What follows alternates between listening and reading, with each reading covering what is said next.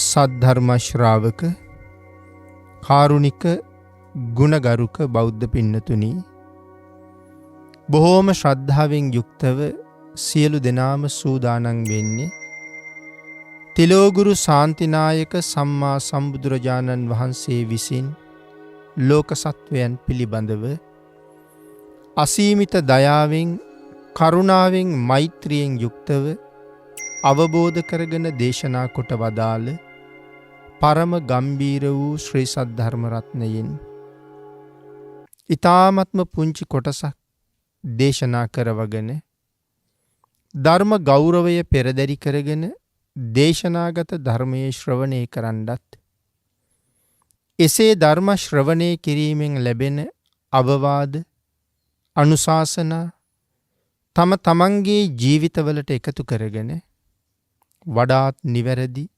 මෙලව ජීවිතයක් සකස් කරගන්නත්, නිවැරදි වුණ මෙලව ජීවිතයක් තුළින් සුගතිගාමී වූ පරලොව ආයති භවයකින් සැනසෙන්නත්, අවසානයේ ප්‍රාර්ථනා කරන බෝධියෙන් සැප සහිත ප්‍රතිපදාවෙන් ඊ타ම ඉක්මන් භවයක උතුම් චතුරාර්ය සත්‍ය ධර්මය අවබෝධ කරගෙන සංසාරයෙන් එතර වීමේ බලාපොරොත්තුවත් ඇතුව.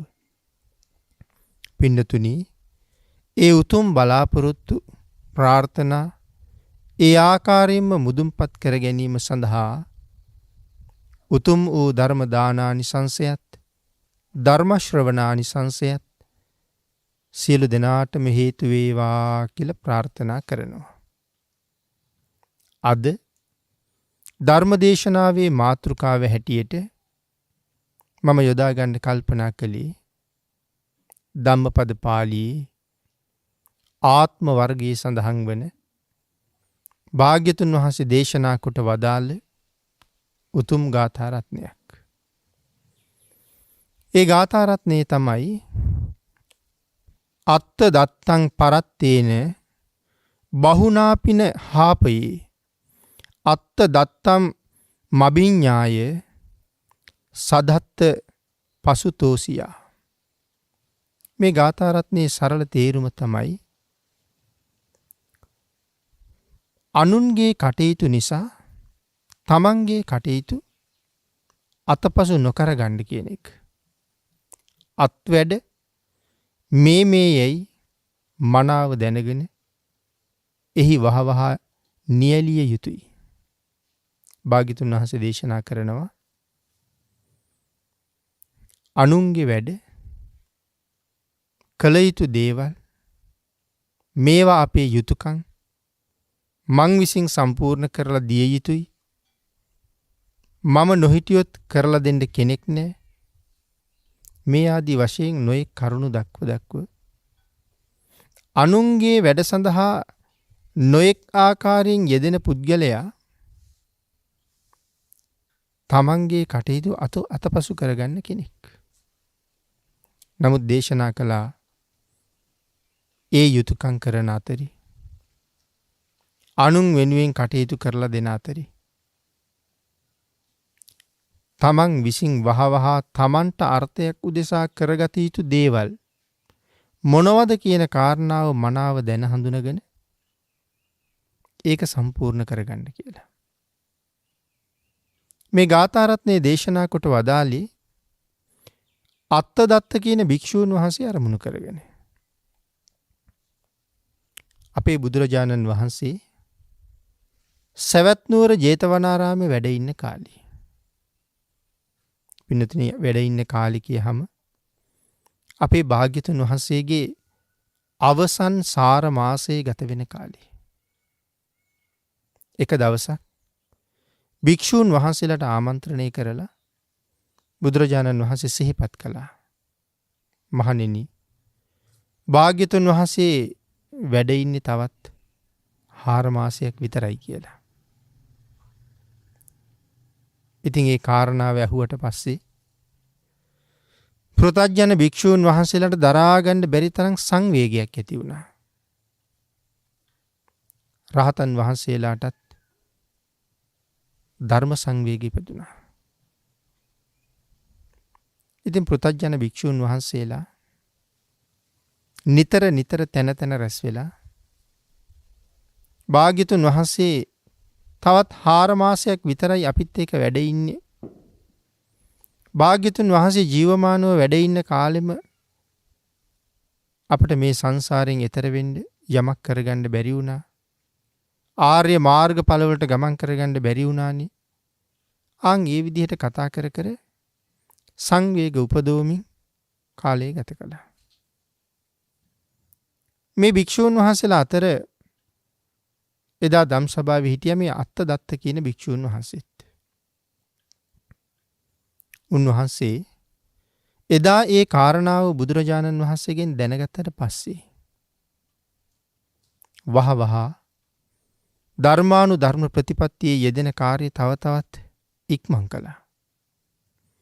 අනික් භික්ෂූන් වහන්සේලා භාග්‍යතුන් වහන්සේගේ පරිනිර්වාණය ගැන කතා කර කර තැන තැන කාලය ගත කරනකොට අත්තදත්ත භික්ෂූන් වහන්සේ ඒ භික්ෂූන් වහන්සේලා ළඟට ගියේවත් නැහැ. උන්වහන්සේ යොහුසුළු වුණා තමන්ගේ කටයුතු වෙනුවෙන්. බුදුරජාණන් වහන්සේට අනික් භික්ෂූන් වහන්සේලා එක දවසක් මතක් කළා ස්වාමීනි භාග්‍යතුන් වහන්සේ. බුදුරජාණන් වහන්සේ දැනට දින කීපයකට කලින් ධම් සභාවේදී අපට සිහිපත් කළා. තව 4 මාසයකට වඩා භාග්‍යතුන් වහන්සේ ජීවමානව වැඩ නොසිටින බව. ස්වාමීනි ඒ මොහොතේ ඉඳලා ඇති වුණු සංවේග සිත පාලනය කරගන්න අපට අමාරුයි. අපි හැමෝම තැන් තැන් වල එකතු වෙලා භාග්‍යතුන් වහන්සේගේ පරිනිර්වාණය පිළිබඳව කරුණු ගැන සාකච්ඡා කර කර භාග්‍යතුන් වහන්සේ පිරිනිවන් පෑවට පස්සේ අපි කොයිතරම් අසරණ වෙනවද කියන කාරණාව නිතර නිතර සිහිපත් කර කර සංවේගයෙන් කටයුතු කළත් මේ අත්තදත්ත භික්ෂුන් වහන්සේ මොනම හේතුවක් නිසාවත් ඒ පිළිබඳව සාකච්ඡා කරන්නවත් අපේ සාකච්ඡාවකට ඇහුම්කන් දෙන්නවත් ඒ තැන්වලට ආවේ නෑ ස්වාමීනි කියලා සඳහන් කළා. පින්නතුනි භාග්‍යතුන් වහන්සේ අත්තදත්තයන් වහන්සේගේ අදහස් සිතුවිලි ඒ සියල්ලම ඉතා හොඳින් දන්නවා. නමුත් මේ භික්ෂූන් වහන්සේලාගේ චෝදනාවක් තියෙනවනේ. අන් ඒ නිසා භාග්‍යතුන් වහන්සේ අත්තදත්ත භික්ෂූන් වහන්සේ කැඳෙව්වා. කැඳවල ඇහුවා ඇවත් අත්තදත්තේ මේ භික්ෂූන් වහන්සේලා කියන කතාව ඇත්තද? උන්වහන්සේලා තැන තැන බුද්ධ පරිනිර්වාණය ගැන සාකච්ඡා කරන තැනට ඔබ සහභාගී වුණේ නැද්ද? සඳහන් කළා නෑ ස්වාමීනි. ඇයි ඒ කියලා ඇහුවා. ආන් ඒ වෙලාවේ අත්තදත්තයන් වහන්සේ සඳහන් කළා ස්වාමීනි භාග්‍යතුන් වහන්සේ වැඩ ඉන්න කාලේ අපට මාර්ගඵල ලබන්න බැරි වුණා. අපට රහත් වෙන්න බැරි වුණා. සංසාරේ කෙරවල කරන්න බැරි වුණා කියලා තැන තැන එකතු වෙලා කතා කර කර ඉන්න එක තේරුමක් නැති වැඩක්. එදා භාග්‍යතුන් වහන්සේ අපට දේශනා කළේ තවත් 4 මාසයක් භාග්‍යතුන් වහන්සේ වැඩ ඉන්නවා කියලා. භාග්‍යතුන් වහන්සේ තවත් 4 මාසයක් අපිත් එක්ක වැඩ ඉන්නවා නම් ස්වාමීනි මා උත්සාහ කළ යුත්තේ ඒ 4 මාසයේ ඇතුළත මට මෙතෙක් කරගන්න බැරි වෙච්ච දේ කරගන්න නේද? මට මෙතෙක් කරගන්න බැරි වෙච්ච කාර්ය මුදුන්පත් කරගන්න නේද? ආන් ඒ නිසයි ස්වාමීනි භාග්‍යතුන් වහන්සේ පිරිනිවන් පාන්න ඉස්සරලා භාග්‍යතුන් වහන්සේගේම ලයෙන් උපන් පුත්‍රයෙක් බවට පත් වෙන්න මං වීරිය වඩනවා කියලා. අපේ බුදුරජාණන් වහන්සේ අත්තදත්තයන් වහන්සේගේ මේ ප්‍රකාශය අහලා බොහෝම සතුටටපත් වුණා. අත්තදත්තයන් වහන්සේ එදා කරපු ප්‍රකාශය අරමුණු කරගෙන තමයි අපි මුලින් මාතෘකා කරගත්ත ගාථා රත්නය භාග්‍යතුන් වහන්සේ දේශනා කොට වදාළේ. අපි නැවත සිහිපත් කළොත් ඒ ගාථා රත්නය මොකක්ද කියලා. අත්ත දත්තං පරත්තේන බහුනාපි නහාපයි අත්ත දත්ත මබිඤ්ඤාය සදත්ත පසුතෝසියා. අපි මුලින් තේරුම සරලව කෙටියෙන් සිහිපත් කළා. විනතුනි අපි මේ ධර්ම කාරණාව ටිකක් ගැඹුරින් සාකච්ඡා කරමු. අත්ත දත්තං පරත්තේන. මොනවද පිනතුනි මෙතන පරත්තේන කියලා කියන්නේ? පරත්තේන කියලා කියන්නේ පර වැඩ. මොනවද පර වැඩ කියලා කියන්නේ? අනුන්ගේ වැඩ.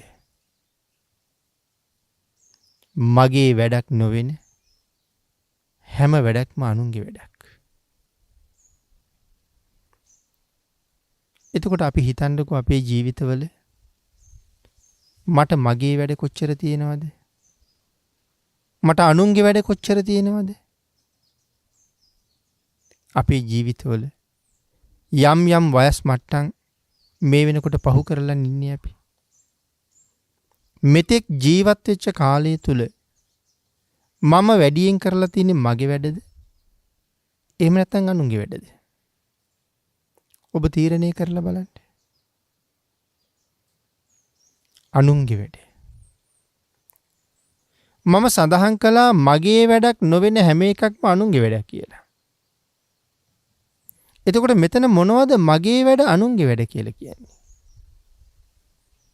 අපිට යුතුයකම් කරන්න තියෙනවා. මව්පියෝ වෙනුවෙන් යුතුයකම් කරන්න ඕනේ. දූ දරුවෝ වෙනුවෙන් යුතුයකම් කරන්න ඕනේ. ස්වාමියා බිරිඳ වෙනුවෙන් යුතුයකම් කරන්න ඕනේ. යාළු මිත්‍රයෝ වෙනුවෙන් යුතුයකම් කරන්න ඕනේ. ගම වෙනුවෙන්, රට වෙනුවෙන්, ජාතිය වෙනුවෙන් යුතුයකම් කරන්න ඕනේ. මේ වාගේ කළ යුතු බොහෝ දේවල් අපිට තියෙනවා. හැබැයි පින්නතුනි අපි ප්‍රඥාවන්ත වෙන්න ඕනේ. අපි මේ සඳහන් කරපු කෙටි කරුණු ටික අතරේ මම වෙනුවෙන් කළ යුතු දේවලුත් අනුන් වෙනුවෙන් කළ යුතු දේවලුත් තියෙනවා. ඒක මේ කාරණා අතරින් වෙන් කරන්න ඕනේ. මම වෙනුවෙන් කළ යුතු දේ මොනවද මෙතන තියෙන්නේ? අනුන් වෙනුවෙන් කරන දේ මොනවද මෙතන තියෙන්නේ? අපි හිතමු අම්මා තාත්තා වෙනුවෙන් යුතුයකම් කරනවා. ඔබ හැබැවින්ම හිතලා බලන්නකෝ. එතන කර තියෙන්නේ මම වෙනුවෙන් කළ යුතු කාර්යයක්ද? අනුන් වෙනුවෙන් කළ යුතු කාර්යයක්ද කියලා. ආන් ඒක විසඳ ගන්න. ඒක නිවැරදි කරගන්න. ඒක තේරුම් අරගන්න අපිට ප්‍රඥාවක් තියෙන්න ඕනේ. ඇත්තටම මව්පියෝ වෙනුවෙන් යුතුයකම් කරනවා කියලා කියන්නේ මම මටම යුතුයකම් කරගන්නවා කියන එකයි. මම වෙනුවෙන්ම යමක් කරගන්නවා කියන එකයි. ඒකෙන් මව්පියන්ට වෙන යහපතක් තියෙනවා. මව්පියන්ට වෙන සහනයක් තියෙනවා. නමුත් මව්පියන්ට සැලකීම දරුවෙකුට කොයිතරම් කුසල් අත්පත් කරලා දෙන කටයුත්තක්ද? ඒක දරුවෙකුට මොනතරම් ආශිර්වාදයක්ද? එතකොට ඒක මව්පියෝ වෙනුවෙන් තමයි කරන්නේ. හැබැයි ඒකදී තමන්ට මහත් ලොකු යහපතක්ද සැලසෙනවා. දරුවෝ වෙනුවෙන් කළ යුතු කාර්යයක් කොහොමත් අපිට තියෙනවා. දරුවෝ හදාගත්ත නිසා ඒ සමාජය අසරණ කරන්නේ නැතුව කටයුතු කරන්න අපි හැම වෙලාවෙම වග බලා ගන්න ඕනේ. නෑදෑයෝ වෙනුවෙන්, සමාජය වෙනුවෙන්, රට ජාතිය වෙනුවෙන් අපි කළ යුතු ප්‍රමාණයක් තියෙනවා. හැබැයි අපි මුලින් සඳහන් කළා වගේ ඥානවන්ත වෙන්න ඕනේ. මේ කළ යුතු ප්‍රමාණය තුල සීමාව තුලද මම ඉන්නේ? නැත්තම් සීමාව ඉක්මවල ගිහිල්ලාද ඉන්නේ කියලා. වර්තමානයේ පිනක් දහමක් කරන්න යනකොට බණක් දහමක් අහන්න යනකොට තවත් නොයෙක් කුසල් රැස් වෙන භාවනාදී පුණ්‍ය කර්මයන් කරන්න සූදානම් වෙනකොට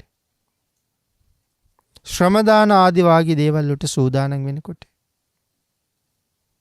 හුඟක් අය ඒ දේවල් වලට දක්වන උනන්දුව හරි අඩුයි.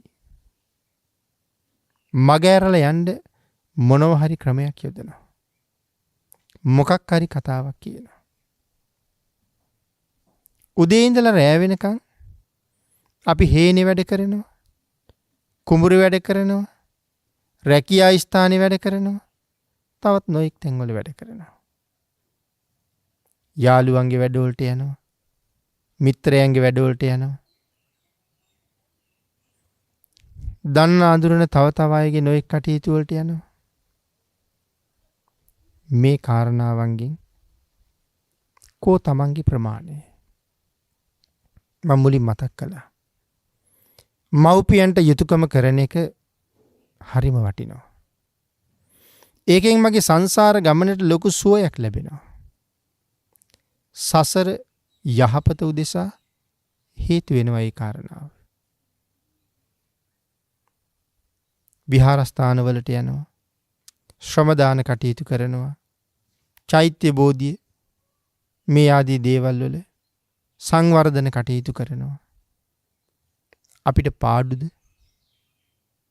අපිට ලාභයි. ඒ තුලින් රැස් වෙන්නේද මහා කුසල කර්මයක්. දැන් අපේ පින්නතුන් ධර්මදේශනාවලදී අහලා තියෙනවා මං හිතන්නේ. සුදහපිණ්ඩිය මහරහතන් වහන්සේගේ අපදානය අපි අපදාන පාළියේ සඳහන් වෙනවා. මහා කල්ප ගණනාවක්. මනුලවයි දෙව්ලොවයි විතරයි සැරිසරලා තියෙන්නේ. මොකක් කරපු පින නිසාද?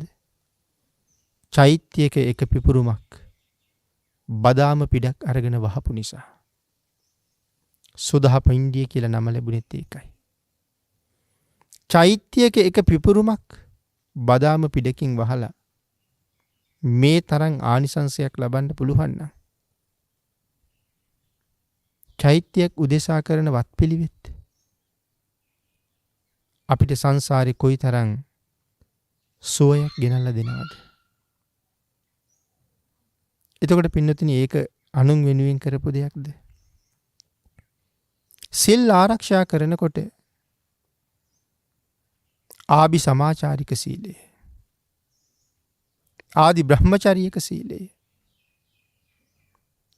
මේ ආදි වශයෙන් සීලේ නොඑක් ප්‍රභේද වශයෙන් දක්වලා තියෙනවා. එතකොට මේ ආභි සමාචාරික සීලය, ඒ වාගේ සීලයන් ගැන කතා කරනකොට අපේ ජීවිතය තුළ ඒවා සම්පූර්ණ කරන්න ඕනේ. සංසාරයෙන් එතර වෙන්න බලාපොරොත්තු වෙනවා නම් යම් කෙනෙක්, එවන් පුජ්‍යලයක් එවන් කටයුතු අත්හැරිය යුතු නැහැ. ඒක සම්පූර්ණ කරගත යුතුමයි කියලා සඳහන් කරන්නේ. එතකොට මේ මොන වගේ කටයුතුද මේ කියන්නේ? ආචාර්ය වත, උපාධ්‍ය වත, දානශාලාවේ වත, පිණ්ඩාචාරික වත, වච්චකුටි වත, බුද්ධ වත,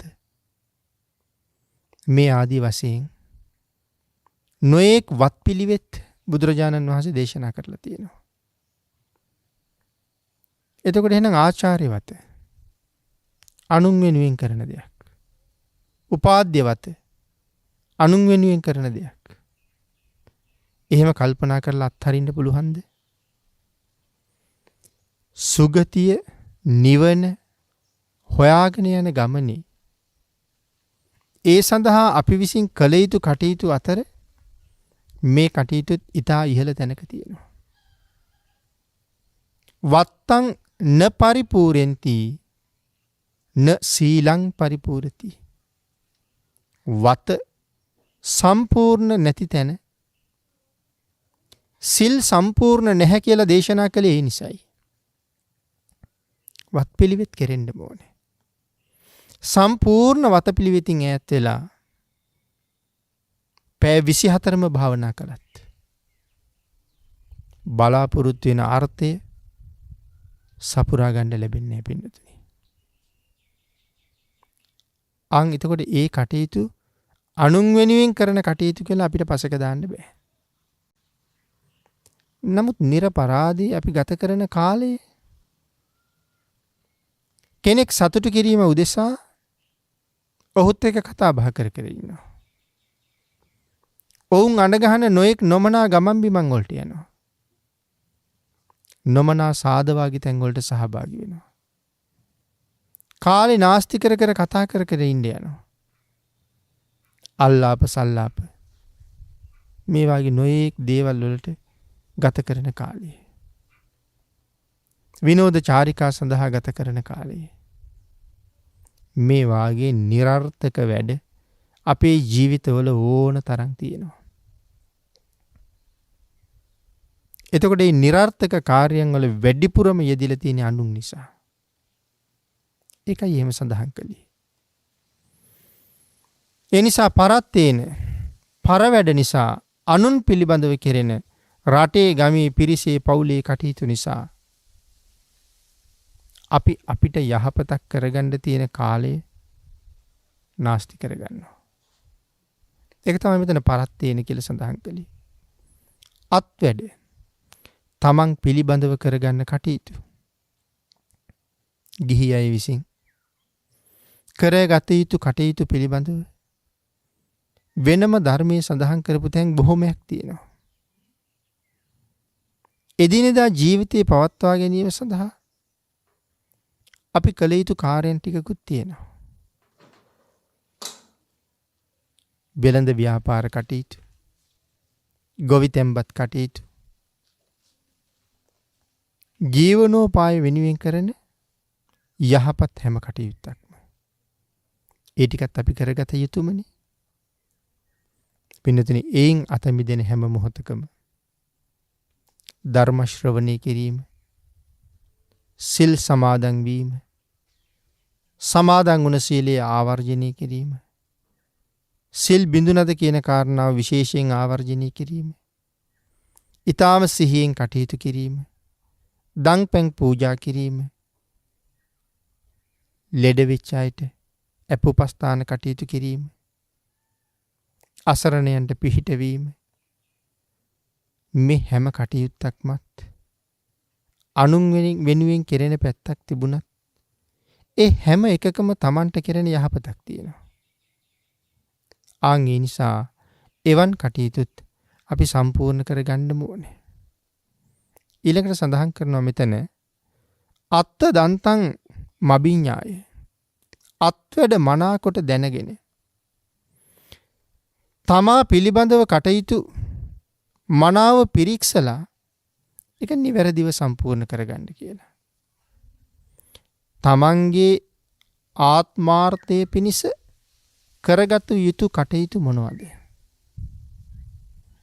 ඒක මනාව තීරණය කරන්න කිව්වා. ඒතර මොනවද ආත්මාර්ථය උදෙසා කරගත යුතු කටයුතු? විශේෂයෙන් සඳහන් කරනවා සිල් සමාදන් වීම, පංචශීලයේ ආරක්ෂා කිරීම, උපෝසත දවසට උපෝසත සිල් ආරක්ෂා කිරීම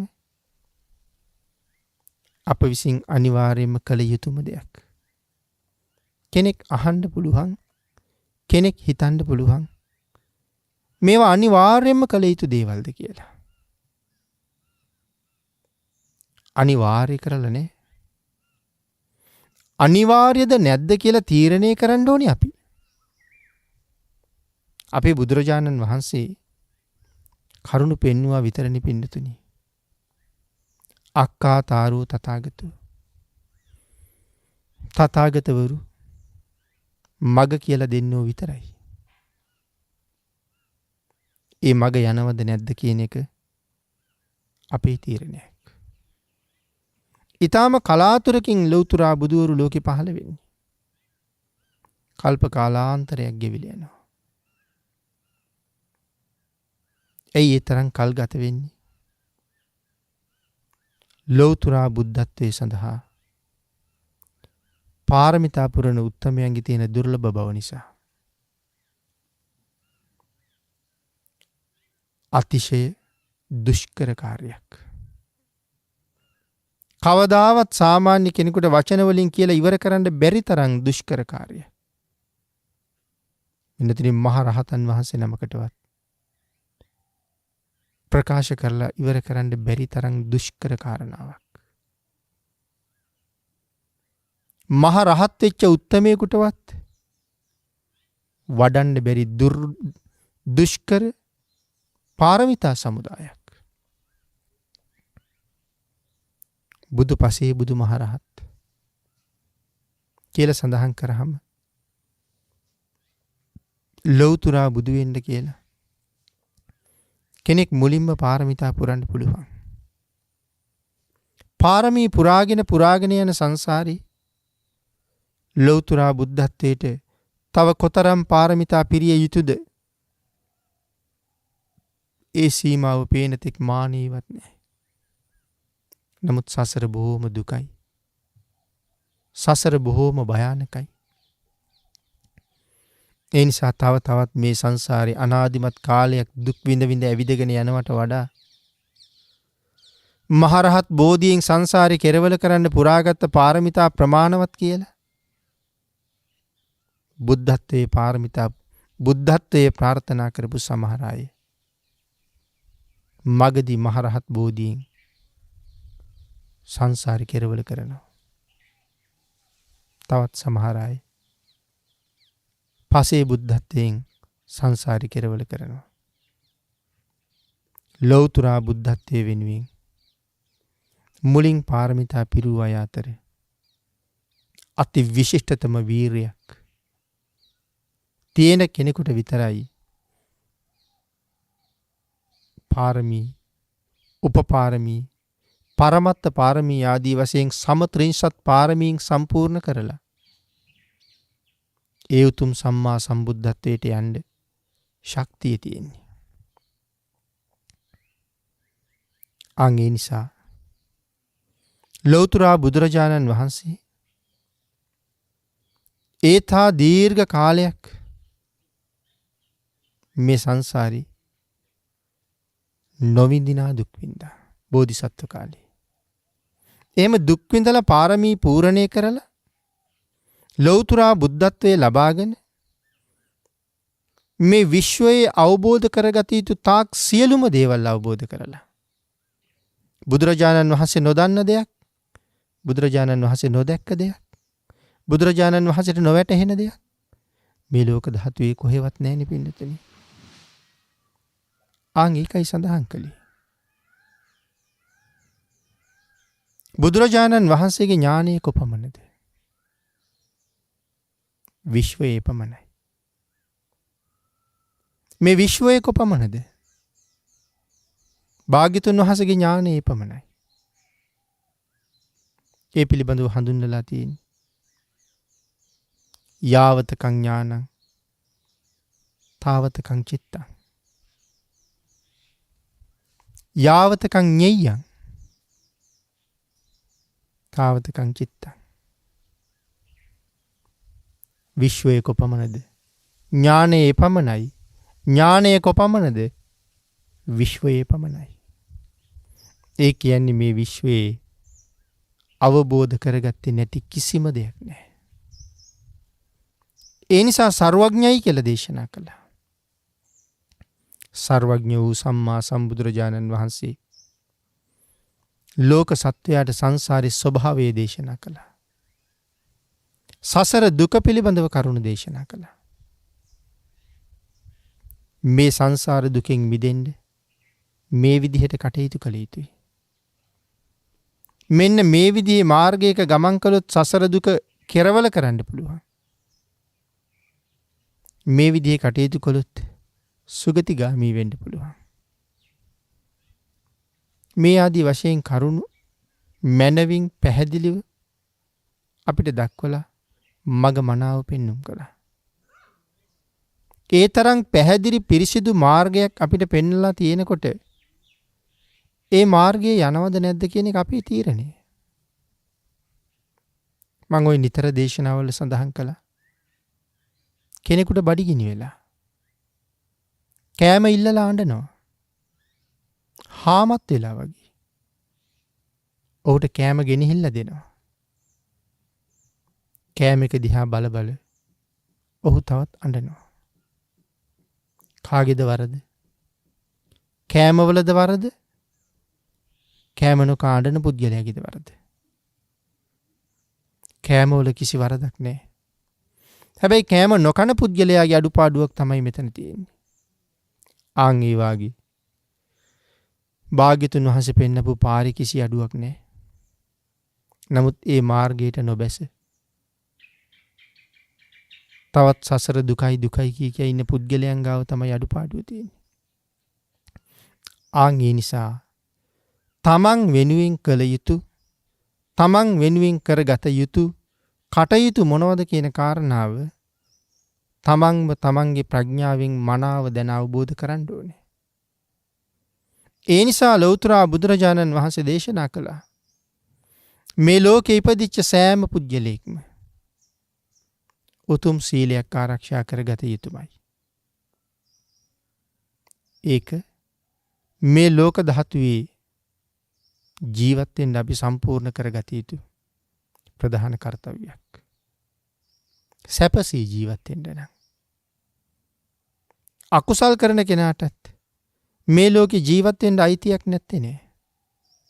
හැබැයි මරණින් මත්තේ ඔහුට නැවත සැප සහගත ජීවිතයක් නෑ.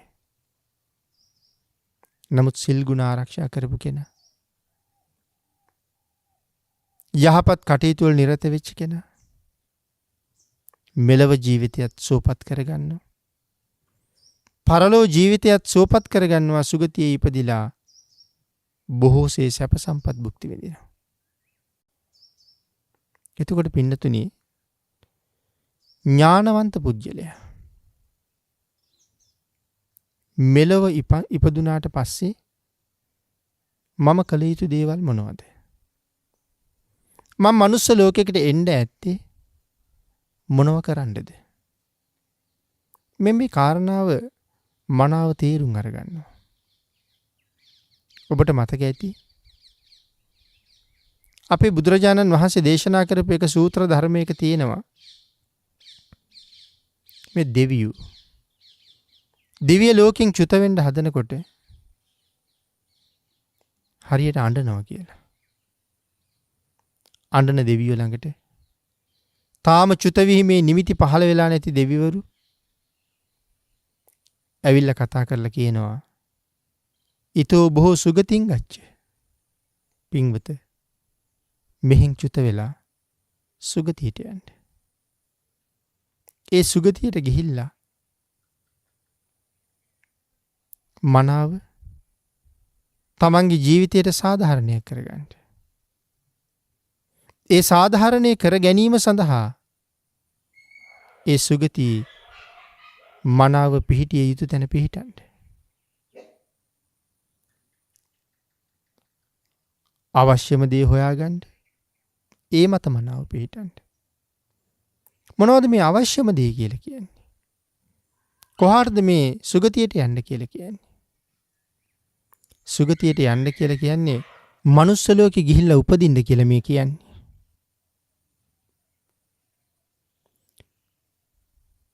පින්වත සුගතියේ ගිහිල්ලා උපදින්න. එහි තියෙන මනා ලැබුම ලබන්න. ශ්‍රද්ධාවන්ත වෙන්න. ශ්‍රද්ධාව ලබන්න.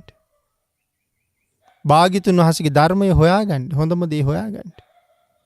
ධර්මය හොයාගෙන ශ්‍රද්ධාවේ පිහිටලා බොහෝ කුසල් රැස් කරගෙන නැවත අපි ගාවටම එන්න කියලා කියන්නේ. එහෙම හිතහම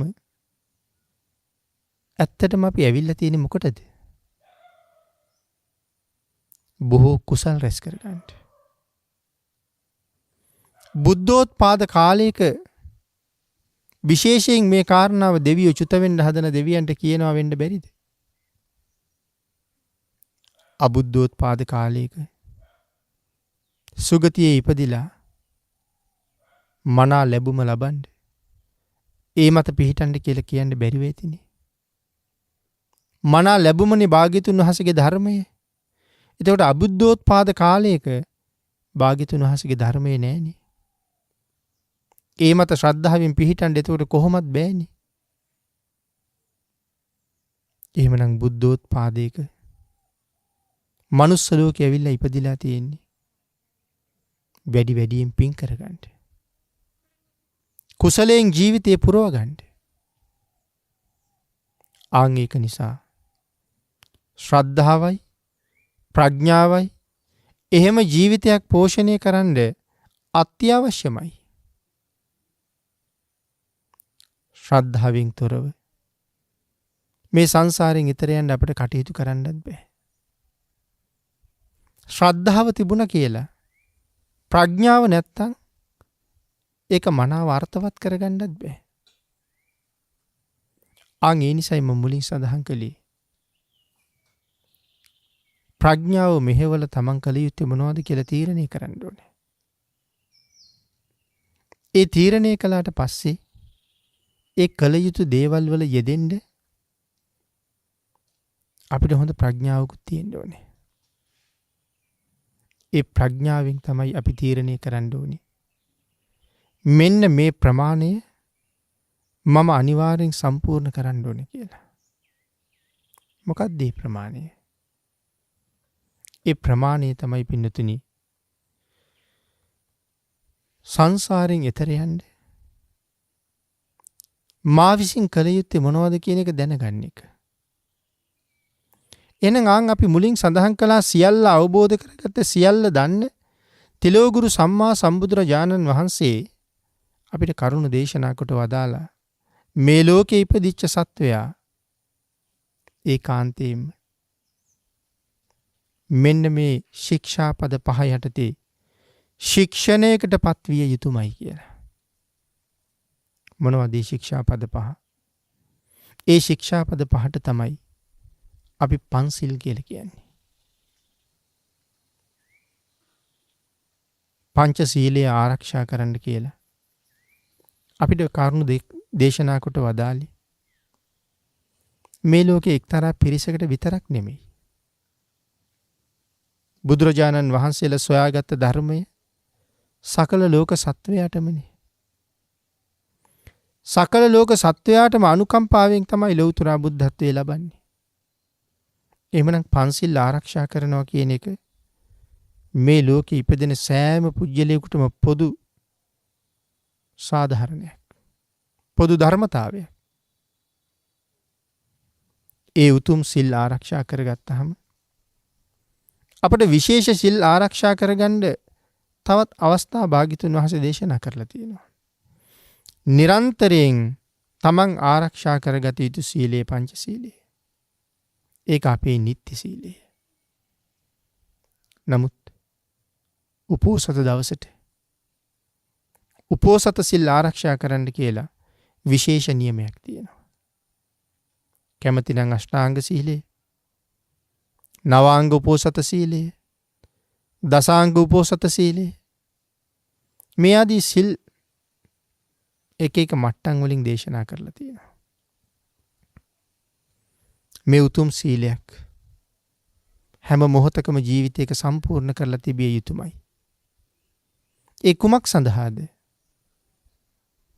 තමන්ට වැඩක් කර ගැනීම සඳහා. කුමන જાතියේ වැඩක් කර ගැනීම සඳහාද? නිවන් දකින්නතුරු මේ සංසාරේ සුගතියෙන් සුගතියට යන්න. දුගතිගාමී වෙන්න නම් පින්නතුනි මේ ලෝකේ ජීවත් වෙන බොහෝ දෙනා ඉන්න විදිහ හොඳටම හොඳයි. නමුත් සුගතිගාමී වෙන්න නම් අපි ඉන්න විදිහ මීට වඩා වෙනස් කරන්න ඕනේ. අපේ ජීවත් වෙන රටාව මීට වඩා වෙනස් කරන්න ඕනේ. අපි හිතන විදිහ මීට වඩා වෙනස් කරන්න ඕනේ. අපි කතා කරන දේවල් මීට වඩා වෙනස් කරන්න ඕනේ. භාග්‍යතුන් වහන්සේ දේශනා කළා. කයෙන් කරන වැරදි සමුදායක් තියෙනවා. වචනයෙන් කරන වැරදි සමුදායක් තියෙනවා. සිතින් කරන වැරදි සමුදායක් තියෙනවා. සිත කය වචනය කියන ద్వාරත්වයේ පදනම් කරගෙන අපි විසින් සිද්ධ කරන අකුසල් 10ක් තියෙනවා. ආන්ගේ දස අකුසලයන්ගෙන් වහවහ අත මිදෙන එක තමන්ට සාධාරණයක් කරගන්න කැමති පුජ්‍යලෙක් කරගත යුතුම දෙයක්. ඊළඟට අපි මුලින් කතා කරපු යුතුයකම් ටික සම්පූර්ණ කරලා තිබිය යුතුමයි.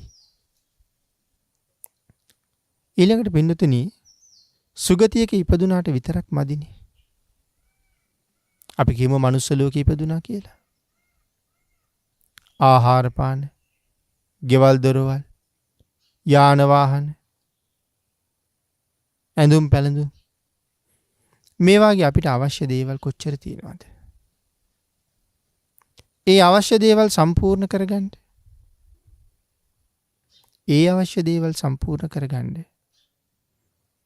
අපි විසින් දානීය ප්‍රගුණ කරලා තියෙන්න ඕනේ. ඒ දන් දෙනකොට නොඑක් ආකාරයෙන් දානයන් පිළිබඳව ධර්මයේ අපිට දේශනා කළා. දන් දිය යුතු දේවල් පිළිබඳව විවිධ වශයෙන් දේශනා කළා. ඒ දන් දිය යුතු දේවල් සියල්ලම අපි දන්නෙත් නෑ පින්නතුනි. මේ දේවල් දුන්නහම ලැබෙන්නේ මේ දේවල් කියලා දන්නෙත් නෑ. එහෙම හරියටම දැනගෙන දන් දෙන්න පුළුවන් නම් ඒක කොච්චර වටිනවද? කොච්චර හොඳට කරනවද අපි? භාග්‍යතුන් වහන්සේ නම් දේශනා කළේ කර්මයයි ඵලයයි දෙකම දැනගන්න ඕනේ කියලා.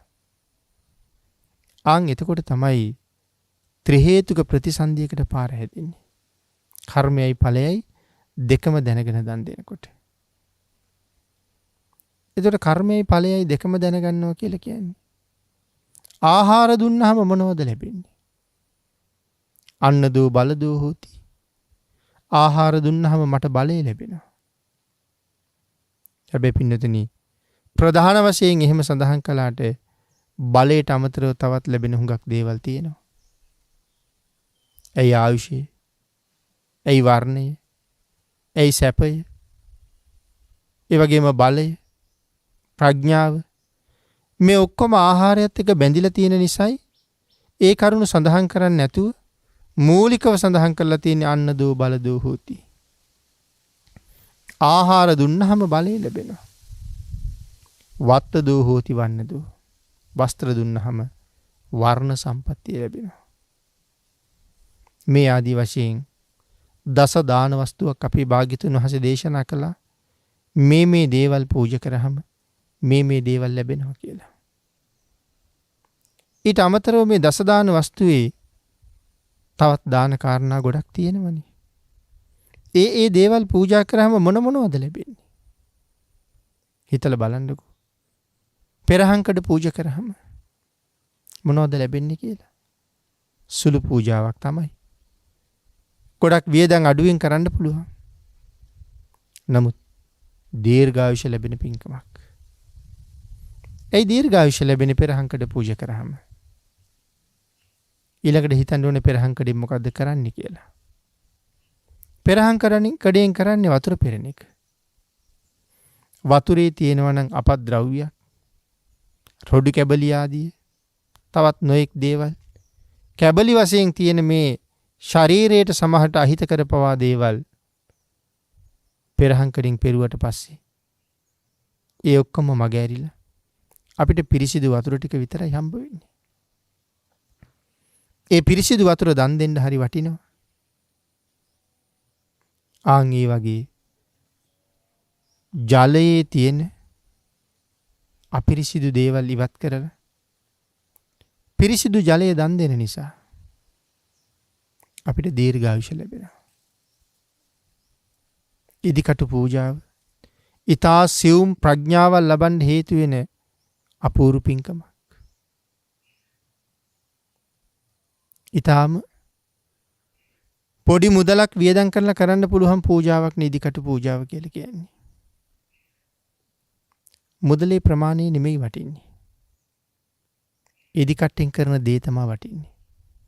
මොකද පින්නතුනි ඉදි කට්ටෙන් කරන දේ වෙන කිසිම දෙයකින් කරන්න බෑනේ. ඒ කාර්ය කරන්න ඉදි කට්ටක්ම ඕනේ. මල් පූජා කරාම අපිට ලැබෙන ආනිසංස ගොඩක් තියෙනවා. මලක් පූජා කරනකොට ආකාර කීපයකට පූජා කරන්නත් පුළුවන්. සුවඳ පූජා කරන්න පුළුවන්. වර්ණ පූජා කරන්න පුළුවන්. සැප පහසුව පූජා කරන්න පුළුවන්. කොච්චර දේවල් කරන්න පුළුවන්ද? මොනවද මලේ තියෙන සැප පහසුව? විශේෂයෙන් පින්නතුනි ස්පර්ශයේ තියෙන සුවය. සමහර මල් ස්පර්ශ වෙනකොට පුදුම සනීපයි ඇඟට. ආන්ගේ ඇඟට සනීප ඒ වාගේ මල් පෙති මල් වර්ග අපිට පූජා කරන්න පුළුවන්. ඉතින් ඒ වගේ ලැබෙන්නේ වෙන වෙන මානිසංස.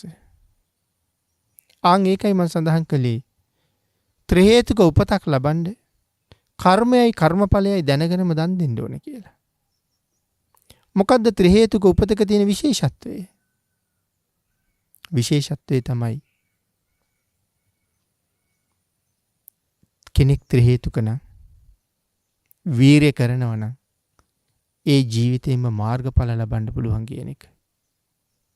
එහෙමයි සඳහන් කරලා තියෙන්නේ. ත්‍රි හේතුක වෙන්නත් ඕනේ. ත්‍රි හේතුක උණපලියට මාර්ගඵල ලැබෙන්නේ නැහැ. ත්‍රි හේතුක වෙලා වීරිය වඩන්නත් ඕනේ. එතකොට ද්වි හේතුක කෙනෙක් කොයිතරම් වීරිය වැඩුවත් ඒ ජීවිතයෙන් මගඵල ලැබෙන්නේ නැහැ කියන කාරණාව සඳහන් කරලා තියෙනවා. නමුත් වීරිය සහිතව කරන කටයුතු අහක යන්නෙත් නැහැ. මරණින් මත්තේ සුගතිගාමීව උපදින්න නම් ඒ කුසලයේ අපිට හුඟක් වටිනවා. එතකොට මේ ද්වි හේතුක ත්‍රි හේතුක අ හේතුක මේ වගේ ත්‍රි හේතුක උපත ඊටාම වටිනවා. කර්මයයි කර්මඵලයයි දැනගෙනම පූජාව කරන්න කියලා සඳහන් කළා. එතකොට ආනිසංස අවබෝධ කරගන්න කියලා කරන පින්කමේ ආනිසංසය දැනගෙනම කරන එක වටිනවා කියන කාරණාවත් සිහිපත් කළා. ඒක තවත් විදිහකට මෙහෙම සඳහන් කළොත් ආනිසංස දන්න නොදන්න හැටි සමහර වෙලාවට අපේ පින්නතුන් තමන්ගේ නිවෙස්වල සෑම දවසකම මල් පහන් පූජා කරනවා වෙන්න පුළුවන්. අම්මා කෙනෙක් තාත්තා කෙනෙක් මල් වට්ටියක් නෙලාගෙන ඇවිල්ලා තමන්ගේ කුඩා දරුවෙකුට මේ මල් වට්ටිය දෙනවා පුතේ මේක පූජා කරන්න කියලා. අම්මා තාත්තා හැමදාම මල් පූජා කරන හැටි ඒ දරුවා දැකලා තියෙනවා. ඔහුත් මල් වට්ටිය ගෙනහිල්ලා බුද්ධාසනේ ළඟ තියලා දන ගහලා වැඳලා නැගිටලා එනවා.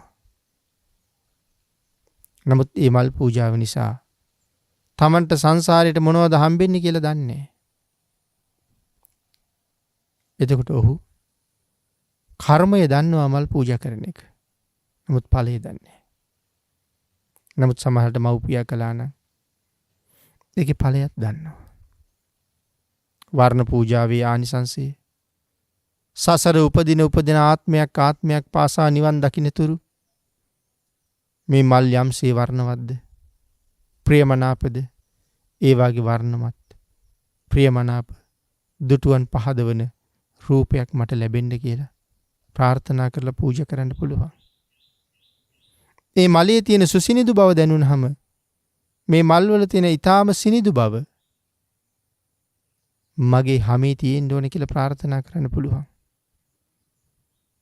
ඒ මල් වල තියෙන සුවඳ නිසා උපදින භවයක් පාසා එහෙම නැත්නම් නිවන් දක්නා ජාති දක්වා මහා ප්‍රඥාවක් ලැබෙන්න ප්‍රාර්ථනා කරන්න පුළුවන්. හැබැයි ප්‍රාර්ථනාව අතරේ ආපහු සැරයක් අපිට ප්‍රඥාව තියෙන්න ඕනේ ප්‍රාර්ථනාව හරියට කරන්න. ප්‍රාර්ථනාව ඕන තරම් කර හැකි. ඒක නිවැරදිව කරන්න ප්‍රඥාව තියෙන්න ඕනේ. පින්කමක් කරලා ප්‍රාර්ථනාවක් කරාම ඒක හොඳ වෙන්නත් නරක වෙන්නත් ප්‍රාර්ථනා කරන්න පුළුවන්. මහා චද්දන්ත ජාතක කතාවේ අපිට ඒකට හොඳ උදාහරණයක් තියෙනවා.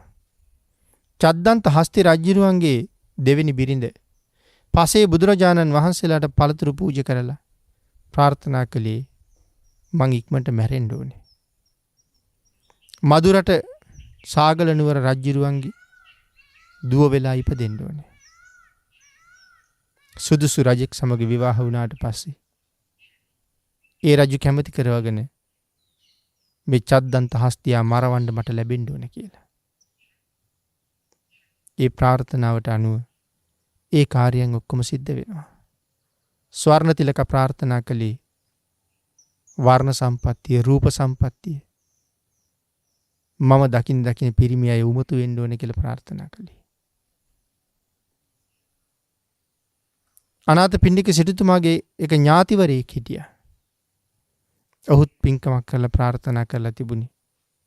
කොයිතරම් හොඳට සිල් රකින්න කාන්තාවක් නමුත් තමන් දැක්කහම තමන් සමග කායික සම්භෝගයකට හිත පෙරලෙන්න ඕනේ කියලා. වැරදි ප්‍රාර්ථනා. මිත්‍යා දෘෂ්ටික ප්‍රාර්ථනා. එහෙනම් අපිට මලක් පූජා කරලා ඒ මල් පෙත්තක තියෙන සුන්දර බව කොපමණද? ඒ වගේ සුන්දර ලස්සන චවි වර්ණයක් ලැබෙන්න ඕනේ කියලා ප්‍රාර්ථනා කරන්න පුළුවන්.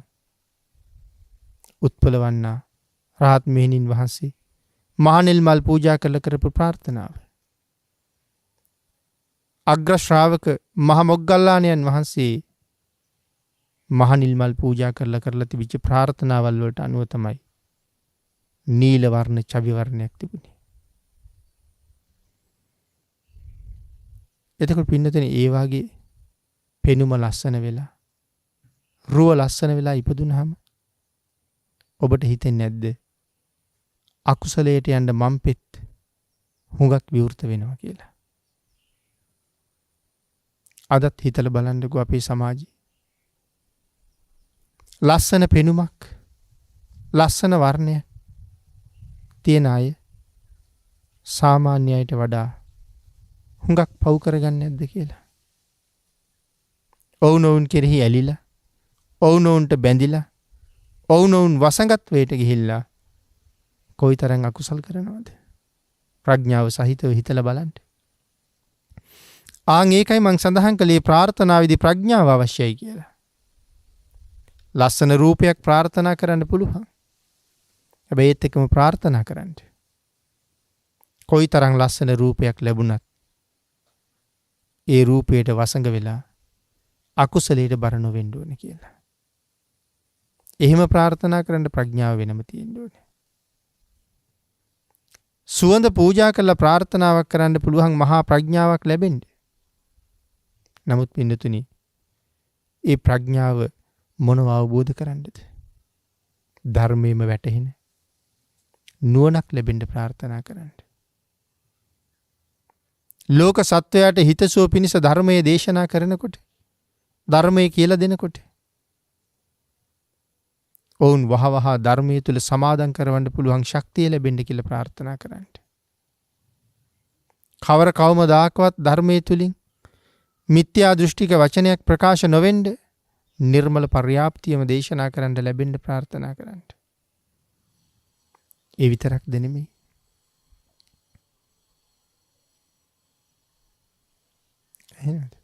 ඒ විතරක්ද නෙමෙයි පින්නතුනි. ප්‍රාර්ථනාව ගුණ කරන්න. ධර්මයේ ලැබෙන ප්‍රඥාවක් ලැබෙන්නත් ඕනේ. ධර්මයේ ලැබෙන ප්‍රඥාවක් ලබනවා වගේම මිසදිටුවන් යහමගට අරගන්න. නොඑක් ආකාරයෙන් කරුණු දක්වන්න. තවත් නොඑක් විශේෂ කරුණු පිළිබඳව ඔවුන්ට සාපේක්ෂව කතා කරන්න මහා ඥාන ශක්තියක් ලැබෙන්න ඕනේ. මේ විදිහට කල්පනා කර ප්‍රඥාවෙන් යුතුව ප්‍රාර්ථනා කීයක් ගොනු කරන්න පුළුවන්ද දන්න කෙනෙකුට. ඉතින් වැඩිහිටියා කාරණාව දන්නවනම් වැඩිහිටියා කරුණ එහෙම ගොනු කරනවා. නමුත් දරුවා ඒ මුකුත් දන්නේ නැහැ. එහෙනම් කර්මයයි කර්මඵලයයි විශ්වාස කරගෙන, කර්මයයි කර්මඵලයයි අදහගෙන දැනගෙන කරන පින්කම තර හේතුක ප්‍රතිසන්දියකට පාර හදනවා. එහෙම නැත්නම් අපිට ද්වි හේතුක උපතකට මග හැදෙනවා. අපි හැමෝගෙම ප්‍රාර්ථනාව බලාපොරොත්තුව ත්‍රි හේතුක උපතක් ලැබෙන එක. එතකොට පින්නතුනි, තමන්ට යහපතක් කරගන්න කල්පනා කරනකොට කළ යුතු කාර්යයන් කොච්චරද? සිල් රකින්න ඕනේ, දන් දෙන්න ඕනේ, තිදොර සංවර කරගන්න ඕනේ. කාලේ නාස්ති නොකරන්න ඕනේ. අනුන් වෙනුවෙන් කළ යුතු ප්‍රමාණය දැනගන්න ඕනේ. තමන් වෙනුවෙන් කළ යුතු ප්‍රමාණය හඳුනගන්න ඕනේ. මේ සියල්ල හරියටම සම්පූර්ණ කරගත්තාම නොයෙක් වැඩ හරියට වැඩනේ කියලා කවුරුවත් කියන්නේ නැහැ. අනික කියන්න වුණත් ඒ කොච්චර වැඩ තිබුණත් ඒ අනුන් වෙනුවෙන් කෙරෙන හුඟක් කටයුතු පසෙක තියලා තමන් වෙනුවෙන් කරගත යුතු සාධාරණය කරගෙන ඉන්නවා. තමාට කරගත යුතු යුතුයකම සම්පූර්ණ කරගන්නවා. අන් ඒ විදිහට ඔබත් ශ්‍රද්ධාව ප්‍රඥාව පාවිච්චි කරලා තමන් වෙනුවෙන් කරගත යුතු ප්‍රමාණය විශේෂයෙන් සම්පූර්ණ කරගෙන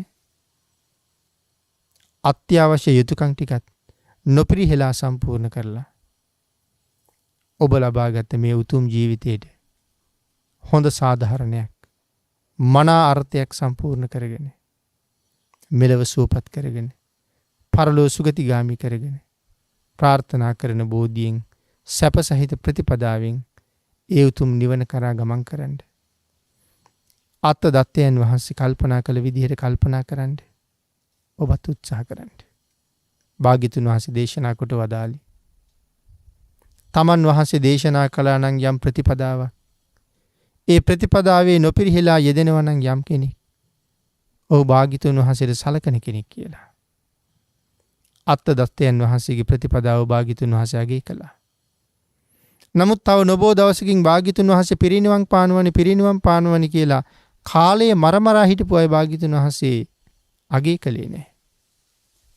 පින්නතුනි අදත් භාග්‍යතුන් වහන්සේ පිරිනිවන් පෑවත් අපි කෙරෙහි අනුකම්පාවෙන් සර්වඥ ධාතුන් වහන්සේලා භාග්‍යතුන් වහන්සේ ඉතුරු කළා.